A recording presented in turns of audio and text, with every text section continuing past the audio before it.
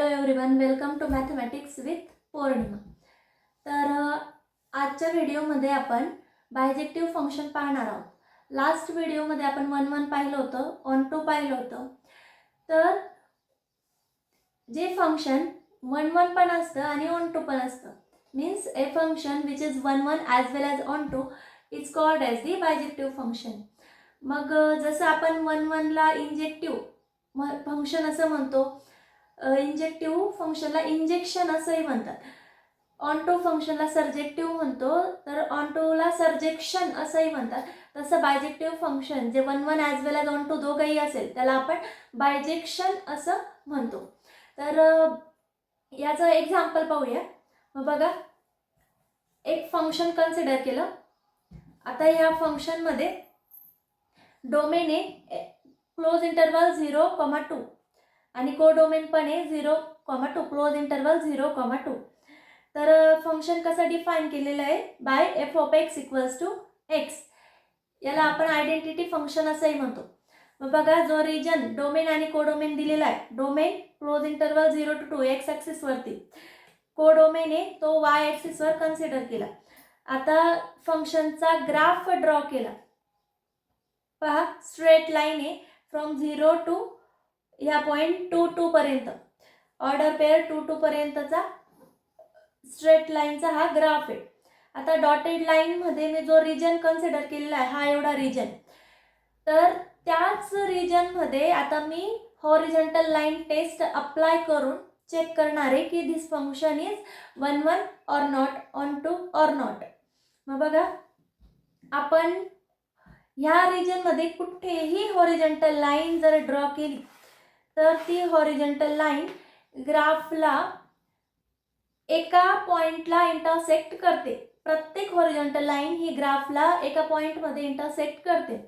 So आपली जी first horizontal line taste होती 1 साठीची, ती काय सांगायची की every horizontal line must intersect the graph in at most 1 point. तर जास्तीत जास्त एक ना, मग आपले प्रत्येक हॉरिझॉन्टल लाईन एका पॉइंटला इंटरसेक्ट होते. So this function is 1.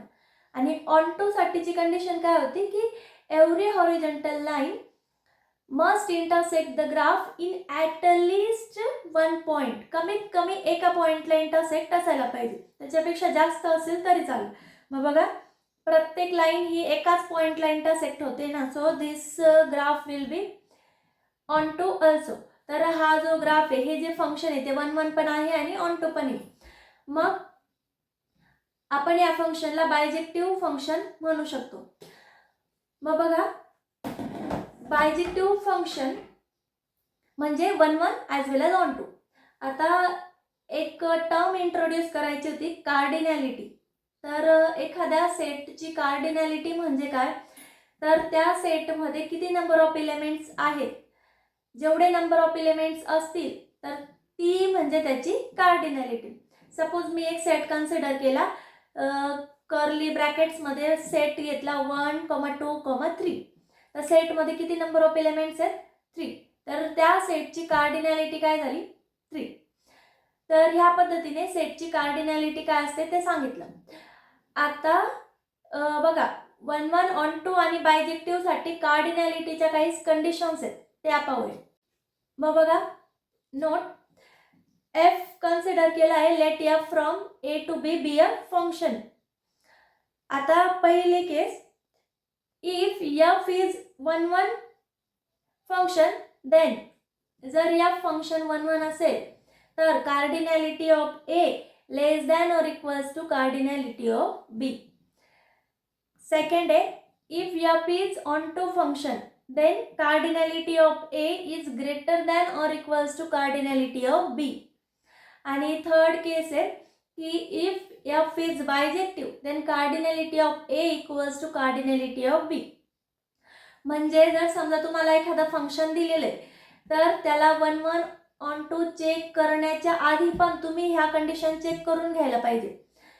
तर इथेच काही गोष्टी करेक्ट होऊन जातील किंवा फेल होणार असतील तर फेल होतील. तर दोघंही सेट्स जे दिलेले आहे त्यांची कार्डिनॅलिटी चेक करायची आणि यांच्यापैकी ते कुठल्या कॅटेगरीत बसतंय, म्हणजे कार्डिनॅलिटी ऑफ ए आणि बी लेस आहे की ग्रेटर आहे किंवा इक्वल आहे, तर त्याच्यावरून आपण काही गोष्टी तरी सॉल्व्ह करू शकतो. बघा, जेव्हा फंक्शन दिलेलं असेल तेव्हा त्याच्या डोमेनची आणि कोडोमेनची कार्डिनॅलिटी चेक करायची. मग बघा, हे जे फंक्शन मी कन्सिडर केलेलं आहे, या फंक्शनमध्ये दोघांची कार्डिनॅलिटी सेम, कारण सेट इंटरवल सेमच आहेत ना, इक्वल आहे, आणि ते फंक्शन बायजेक्टिव्ह आहे. सो आजच्या व्हिडिओमध्ये आपण बायजेक्टिव्ह फंक्शन काय आहे, कार्डिनॅलिटी काय असतं आणि कार्डिनॅलिटीच्या कंडिशन्स पाहिल्या, 1 1 साठी, ऑन 2 साठी आणि बायजेक्टिव्ह फंक्शनसाठी. हां, जर तुम्ही कॉम्पिटिटिव्ह एक्झामसाठी पण प्रिपेअर करताय तर ही जी नोट आहे कार्डिनॅलिटीवरून दिलेली, ती तुम्हाला खूप हेल्पफुल होईल. कारण की बऱ्याच वेळा एक्झाम्पलमध्ये cardinality of A is greater than cardinality of B दिलेली असते आणि फंक्शन ऑन टू आहे की नाही असं विचारलेलं असेल, म्हणजे हे फंक्शन ऑन टू आहे, ट्रू ऑर फॉल्स वगैरे. तर तुम्हाला जर ही नोट माहीत असेल तर तुम्ही पटकन आन्सर करेक्ट करून पुढच्या क्वेश्चनला जाऊ शकतात. तर ह्या गोष्टी माहीत असल्यामुळे तुमचा टाईम पण वाचतो आणि खूप इझिली करेक्ट आन्सर पण देण्याची पॉसिबिलिटी वाढते. तर व्हिडिओ आवडला असेल तर व्हिडिओला लाईक करा, शेअर करा आणि चॅनलला सबस्क्राईब करा. थँक्यू.